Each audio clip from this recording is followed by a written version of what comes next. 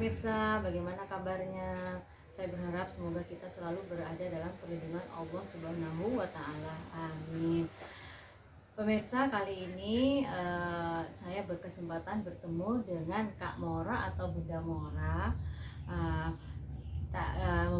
Kita akan membahas sedikit tentang mendongeng. Kak Mora ini sudah terbiasa dengan mendongeng, dengan peraga boneka siapa namanya, Kak? Namaku Gasi, Bunda. Ini namanya Kak Gasi. Ini nanti Kak Mora ini kita akan tanya-tanya, berbincang sedikit tentang apa sih mendongeng itu, mudah enggak. Tapi sebelum mulai saya bacakan dulu ya, ini kurikulum fiktif singkat dari Kak Mora. Nama lengkap Dewi Mora Rizkiana, biasa dipanggil Kak Mora atau Bunda Mora. Aktivitas sehari-hari guru di Raudatul Atfal Baitul Mukminin Singosari. Lalu aktivitas berikutnya ketua PPMI, yaitu Persaudaraan Pencerita Muslim Indonesia. Jadi Kak Mora ini ketua PPMI Malang loh, pemirsa. Kemudian buku yang telah ditulis, jadi selain pencerita, Kak Mora ini juga menulis buku. Beberapa judul ini saya bacakan. Pertama, Ketika Cinta Harus Memilih, ini novel ya Kak ya. Novel terbit pada tahun 2019. Kemudian kumpulan cerita Aku Bangga Menjadi Anak Indonesia. Lalu antologi Story Cake for Amazing Mom. Ini bersama grup ibu-ibu doyan nulis atau IIDN. Saya ikut juga sih, tapi kurang aktif di IIDN. Kemudian putra-putrinya Kak Mora yang punya satu putra, satu putri, dan sekarang beliau sedang hamil 5 bulan. Mudah-mudahan sehat ya dedek bayi sama ibunya. Amin ya Allah, terima kasih. Nah gini ibu, ayah, bunda, dan pemirsa sekalian, mendongeng itu kan salah satu cara kita untuk mengajarkan karakter, mungkin ya Kak ya, karakter baik kepada anak-anak. Nah ini sebelumnya saya sudah di konten saya sebelumnya dan juga di blog saya sudah pernah menulis tentang read aloud atau membaca nyaring. Membaca nyaring ini tentunya berbeda ya Kak dengan mendongeng, karena kalau read aloud itu atau membaca nyaring kita cukup membacakan ya dengan nyaring sesuai dengan teksnya. Sekarang kita ayah bunda kita dengarkan, kita bincang-bincang sebentar sama Kak Mora, apa sih perbedaan yang paling mendasar antara membaca nyaring dan mendongeng. Kak Mora ini saya sudah siapkan beberapa pertanyaan. Siap. Ini yang pertama Kak. Gimana? Mendongeng itu apa ya Kak? Mendongeng itu apa? Mendongeng, baiklah. Kalau menurut Gasi apa? Mendongeng, dongeng gitu ya. Iya, ada salah satu guru saya itu yang mengatakan ketika dongeng itu ada dong itu yang artinya ngerti, dan ing itu sesuatu. Jadi di dalam sesuatu. Jadi dongeng itu mengerti akan sesuatu. Itu kata salah satu guru saya gitu. Terus kemudian juga ada yang menyampaikan bahwa ketika dongeng itu juga dongoing gitu ya, doa di dalam gitu. Jadi intinya dongeng itu terserah kita untuk mengartikan, tapi sintesa dari semua itu bahwa dongeng itu seni bertutur itu kita menuturkan sesuatu, itu seakan-akan sebuah peristiwa ya kan yang terjadi, terus kemudian itu untuk mempersuasi anak-anak dengan apa? Dengan nilai-nilai yang kita tanamkan, yang kita masukkan di dalam sebuah dongeng itu sendiri gitu. Jadi ketika kita ingin anak-anak itu jujur, maka kita akan bercerita tentang seseorang atau binatang yang punya karakter jujur. Nah seperti itu. Jadi dongeng sama dongoeng gitu, itu salah satu guru saya mengatakan demikian. Jadi makanya ketika kita mendongeng itu kita sedang menuturkan rangkaian peristiwa yang kita karang sendiri ya, untuk apa? Untuk menyampaikan nilai apa?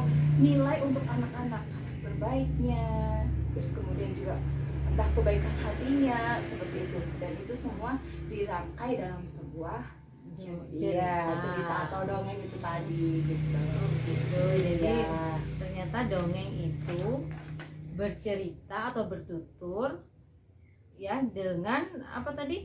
Oh, dengan menyisipkan nilai-nilai kebaikan yang kita inginkan anak menerimanya. Betul sekali. Salah Ya. satu cara. Ya, salah satu cara untuk memberi nasihat dan pastinya ketika kita mendongeng itu sangat identik sekali dengan rekayasa imajinatif.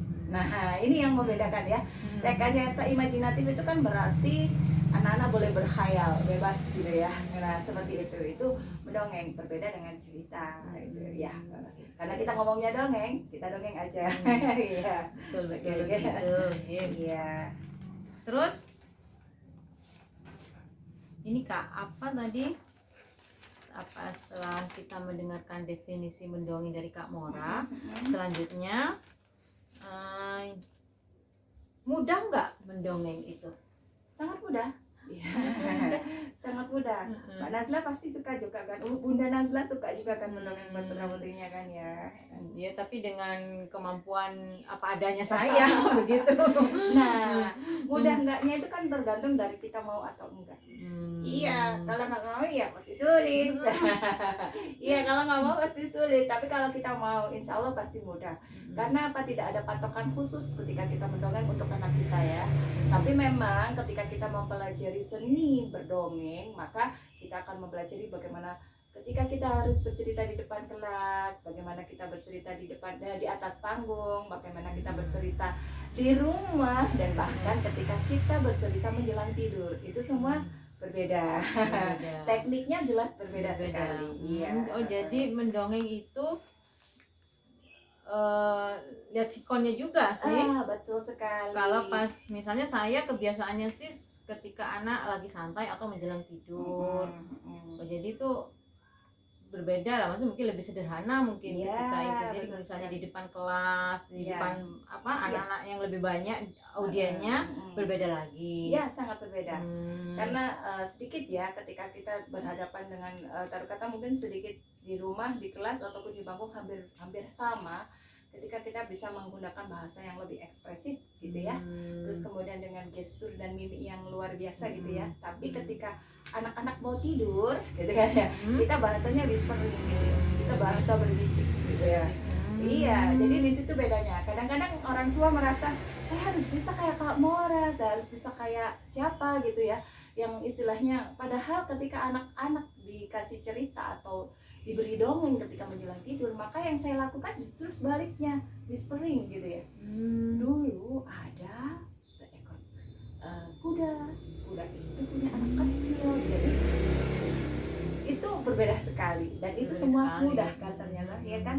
Jadi nggak harus aku harus seperti yang ada di panggung, itu akan sangat menyiksa justru. Karena ketika bahasa ekspresif kita keluar, gestur kita, anaknya nggak jadi tidur. Iya, jadi melek. Iya, jadi melek gitu. Jadi gampang kan? Mendongeng itu ternyata mudah kan? Iya, tinggal mau atau tidak. Iya. Jadi dongeng menjelang tidur, misalnya pas dongeng ketika santai sore-sore hari mungkin lebih ekspresif boleh kan ya. Karena anak juga butuh motivasi. Jadi mendongeng itu ya bisa dilakukan di mana saja, bisa dengan kondisi apa saja. Betul sekali. Ya. Tentunya kita juga harus menyesuaikan dengan kondisi anak, misalnya mau tidur harus ya dipelankan lah volumenya. Gitu. Iya, betul sekali. Oke. Nah ya Bunda, kita lanjut lagi ya. Gak sih? Halo, aku menyimak kok. Menyimak. Ini lalu berikutnya, ciri paling khas dari mendongeng itu apa Kak? Kalau mendongeng itu seperti yang tadi saya katakan ya, imajinatif gitu ya, fantasi. Jadi ketika kita menceritakan, kebanyakan kenapa kita mendongeng itu kan rata-rata yang diceritakan dongeng fabel ya, dongeng tentang binatang dan benda-benda mati itu banyak sekali. Kenapa demikian? Karena anak itu memang pada dasarnya adalah penyayang ya, anak-anak menyayangi makhluk hidup gitu ya. Dan kemudian mereka lebih suka melihat keluar belum mampu melihat ke dalam. Mm-mm. Jadi yang dilihat mereka itu adalah binatang-binatang atau yang di sekitarnya lah gitu ya, Sekitarnya. benda-benda konkret di sekitarnya, tapi sangat sulit melihat ke dalam. Mm. Nah disitulah kenapa anak-anak lebih suka dongeng fabel. Fabel. Itu jadi intinya fantasi. Mana ada sih sebenarnya kalau binatang bisa ngomong, mana ada sih binatang bisa makan kue tar gitu kan, nggak ada. Tapi ketika anak-anak mempersuasi bahwa dia adalah salah satu dari cerita bagian dari dongeng itu sendiri, dia akan sangat senang sekali ya. Itulah kenapa. Oh, jadi ayah bunda, kalau tadi fabel itu adalah cerita binatang atau benda-benda sekitar ya, yang mereka itu seakan-akan hidup gitu, dia imajinatif sekali. Jadi misalnya menceritakan tentang kura-kura itu bisa bicara, bisa minum. Iya. Situlah kita memasukkan Nilai-nilai tadi. gitu. Iya. Itu ciri khasnya mendongeng itu pertama adalah Imajinatif. imajinatif. Iya, betul sekali. Nah, lalu kemudian kalau yang ini yang harus dipersiapkan ketika mendongeng, apa harus ada persiapan khusus kira-kira? Kalau saya sih ya pastinya ketika kita mau bercerita atau mendongeng, yang kita siapkan dulu ada tujuannya apa. Tujuannya apa? Ya, karena tujuannya kalau misalkan tujuannya apa, kepingin anaknya pemberani gitu ya. Berarti kita akan menyiapkan cerita tentang kisah seorang anak yang pada akhirnya dia harus menjadi pemberani, harus gitu ya. Tapi memaksakan harusnya itu harus halus sekali. Iya. Harus sekali. Iya, halus sekali supaya dia tidak merasa bahwa dia sedang dipaksa gitu. Contohnya gimana Kak? Jadi kalau misalkan gini, ada seorang anak gitu ya, dia tuh pandai menyanyi tapi dia pemalu. Nah ketika kita ibaratkan aja, kita dongengkan fabel ya, ada cici kelinci, dia pandai menyanyi tapi sayang sekali dia pemalu. Sampai suatu ketika ada sebuah lomba, cici berkata, aku kepingin ikut lomba tapi aku malu sekali. Cicinya malu. Iya, cici sangat malu. Terus kemudian dia dilihat sama bu guru, kata bu guru demikian, cici ayo ikut lomba menyanyi, cici pasti bisa karena cici baik sekali ketika menyanyi. Namun cici masih takut. Setelah beberapa kali berbicara dengan bu guru, akhirnya cici berani mencoba. Cici dipanggil ketika lomba dan naik ke atas panggung. Di atas panggung cici merasa sangat kedinginan, dia demam panggung. Bu guru tersenyum dan berkata, cici, kamu bisa melakukan yang terbaik. Akhirnya cici mencoba melakukan yang terbaik dan ternyata dia bisa. Seperti itu kan, dapet ya, dapet. Simple kan? Simple. Gitu. Ternyata memang mudah sih ya. Jadi kita antara mau dan tidak jadi pilihan berikutnya. Iya, betul sekali. Masya Allah kan. Lalu kira-kira kalau mendongeng itu kan harus, kan tadi Kak Mora bilang harus imajinatif, ekspresif juga kan. Itu kira-kira selain itu ada keterampilan khusus lain nggak dalam mendongeng? Ketika ketika kita memerankan ketika kita bicara tentang kesedihan, maka ekspresinya juga sedih gitu ya, karena untuk mengajari anak-anak bahwa dia menangis kenapa, itu kan kita harus mengajarkan. Jadi ketika kita melihat kita menceritakan seseorang atau binatang yang sedang sedih, maka kita juga, aku sedang sedih, jangan sampai aku sedang sedih gitu ya. Dia sedih tapi senyum. Iya, gitu. Itu yang masih sering kali Kak Mora jumpain ketika ada peserta lomba gitu ya. Seperti kemarin ketika kesempatan jadi juri itu ya, dia bercerita tentang hal yang menyedihkan gitu, tapi dia masih ingin mentertawakan bahwa ternyata saya bisa kok melakukan hal yang lucu, karena mendongeng dengan ekspresif itu memang lucu sekali. Iya, jadi masih ada perlawanan dari dirinya. Jadi untuk ekspresi masih belum seperti itu susah memang untuk Susah ekspresi. ya. Tapi bukan berarti nggak bisa ya. Tapi ekspresi salah satu keterampilan yang harus kita miliki ya ketika mendongeng, meskipun mendongengnya sederhana ketika untuk anak-anak di rumah, bukan untuk keperluan panggung misalnya. Itu misalnya kita menceritakan kesedihan atau menyesal gitu, jadi seperti ketika kita bilang dulu jadi risiko ya gitu ya. Dulu Bunda juga sempat sedih. Kenapa Bunda? Soalnya dulu Bunda juga sempat nakal. Nah ini kan anaknya tahu bahwa menyesal gitu ya. Bunda menyesal. Masa gini, dulu Bunda juga sedih karena Bunda pernah nakal. Anaknya jadi tahu bahwa nakal itu boleh loh ditawarin gitu ya. Iya kan, soalnya tertawa itu seperti bentuk persetujuan. Nah itu seperti itu. Jadi begitu ya Bunda. Jadi harus ada maksudnya kita menyesuaikan ekspresi dalam mendongeng itu harus kita sesuaikan supaya feel-nya pesannya lebih sampai gitu. Iya, Sip. Lalu kemudian materi dongeng apa aja yang bisa disampaikan? Kalau materi dongeng itu semua bisa dipakai materi ya. Materi ya semua, karena kan yang sebetulnya kita ingin sampaikan pesan bahwa anak itu harus bersikap baik, jangan suka iri, itu bisa kita masukkan kemana saja. Jadi kalau misalkan saya ngomongnya buku sama buku aja, buku tebal sama buku tipis itu bisa saling iri, padahal sebenarnya mungkin saya sedang menyerang anak-anak dengan pesan yang saya sampaikan. Jadi seperti itu, simpel kan? Jadi dari mana saja bisa juga. Kalau yang dulu waktu pernah booming kan sandal sama sepatu gitu ya, sepatu sama sandal saling mengiri gitu ya. Nah pada kenyataannya ternyata mereka memiliki fungsi sendiri-sendiri. Nah seperti itu aja. Jadi intinya adalah semua bisa jadi bahan, semua bisa jadi ide, dan semua bisa didongengkan. Ya begitu.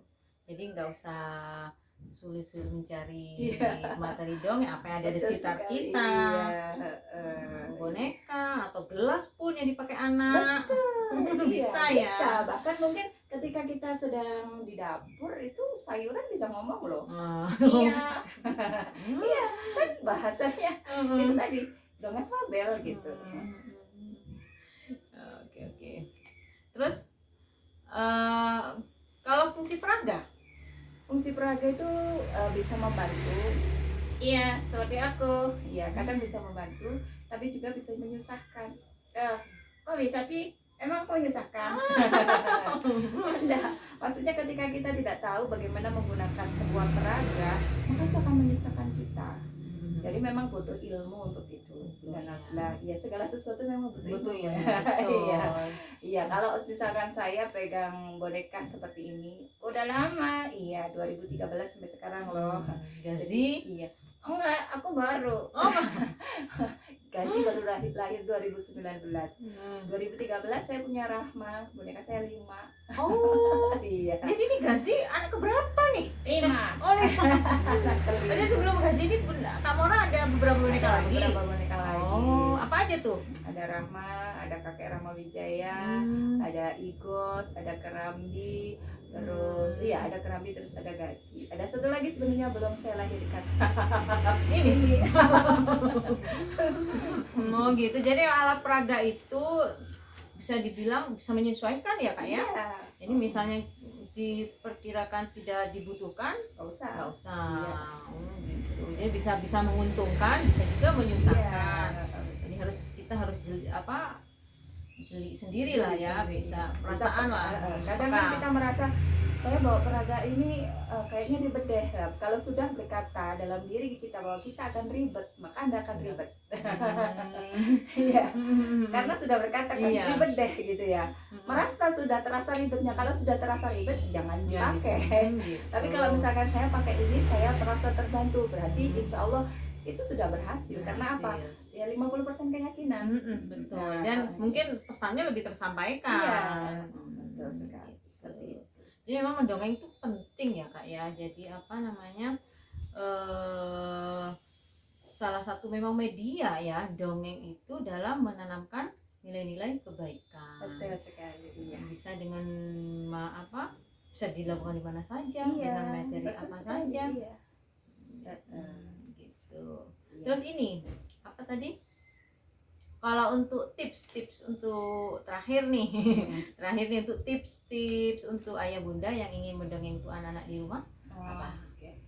Kalau mau mendongeng buat anak-anak di rumah, biasanya saya sering wali murid atau ada beberapa teman tuh yang cerita ya gitu ya, anaknya seperti ini. Nah orang tua itu kan kadang sangat ingin sekali merubah anaknya itu langsung simsalabim abrakadabra gitu Instan ya. lah ya. Iya, Cepet. saya juga demikian kok. Sama. Tapi ternyata enggak juga gitu. Jadi ketika akhirnya bisa diberi itu dengan sedikit pengertian lewat dongeng-dongeng atau cerita-cerita atau kisah-kisah. Bahkan mungkin yang kita ceritakan dulu, misalkan kita bercerita ya, dulu bunda juga sama, suka marah, terus juga suka ngambek, tapi ternyata marah dan ngambek itu bikin capek sendiri loh. Udah nangis seharian nggak direken sama mamanya gitu ya, sudah diabaikan, nggak, pokoknya mamanya bilang udah nangis aja nggak apa-apa sampai selesai, sampai kamu puas gitu ya.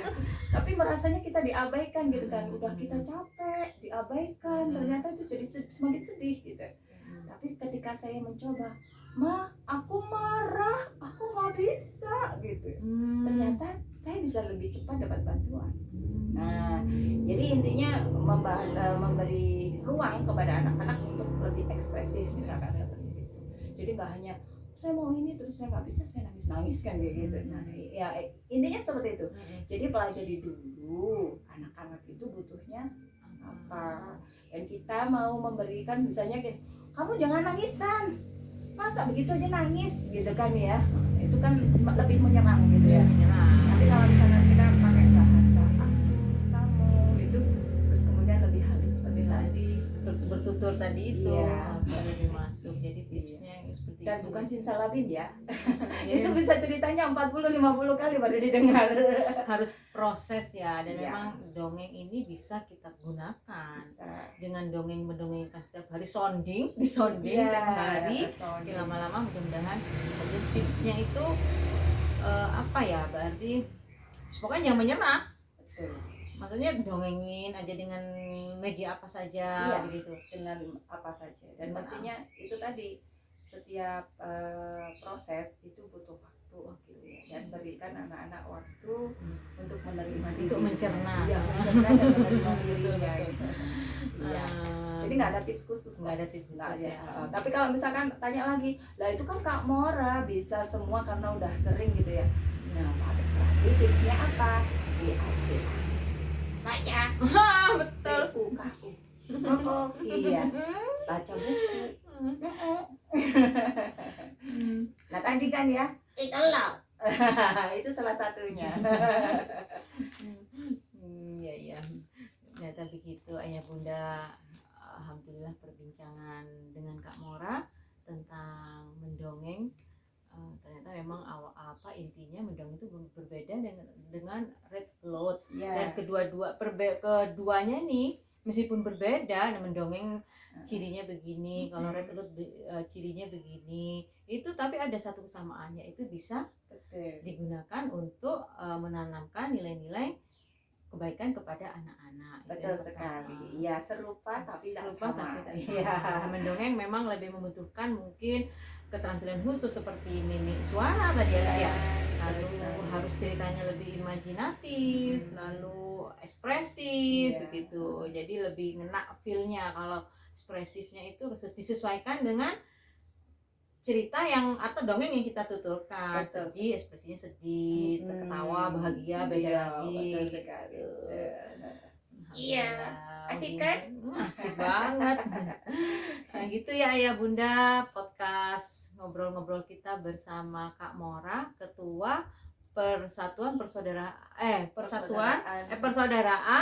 Pencerita Muslim Indonesia Cabang Malang Raya.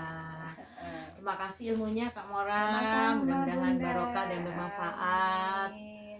Amin, terima kasih. Kasih juga senang kok dengarnya. Makasih ya kasih. Sama-sama Bunda. Salim. Waduh. Baiklah ya bunda, mudah-mudahan kita bisa bertemu di lain kesempatan dalam keadaan sehat walafiat. Assalamualaikum warahmatullahi wabarakatuh. Waalaikumsalam warahmatullahi wabarakatuh. Dadah.